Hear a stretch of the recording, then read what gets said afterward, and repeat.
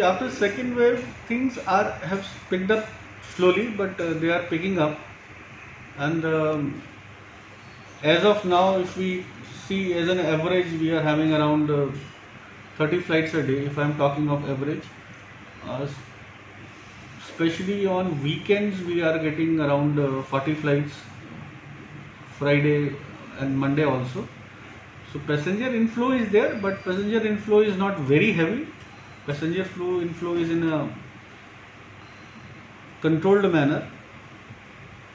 Things are better since the time second wave has reduced, but still pandemic is going on, so there are certain restrictions which are being followed vigorously, and all the airlines are duly taking care of all those aspects.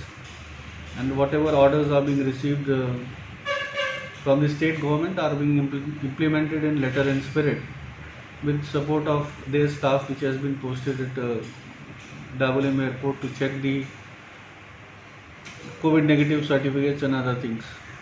So, any international flights have been started? UAE has opened its airports for certain class of passengers, and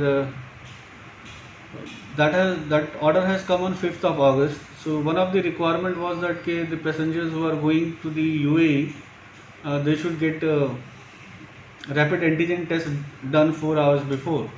So today morning, the first flight carrying 30 passengers have left for UAE. So arrangements had been made at the airport in MLCP for carrying out the rapid antigen test of those passengers who wish to travel.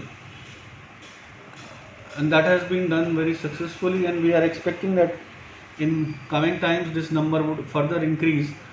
Air Arabia is operating that flight basically.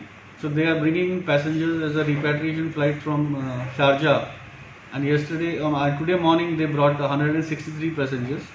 This was highest since the time they have started their operations. They restarted their operations at Goa Airport, and 30 passengers have gone today.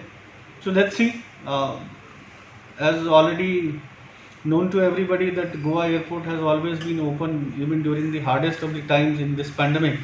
So we are functioning to the best of our efforts and trying to provide whatever best Airport Authority of India can provide to the passengers for their ease and smooth movement from this place.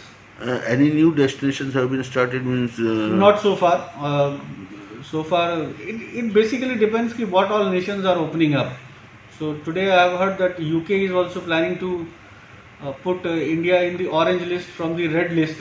So now how things take shape will depend upon the times which are going to come.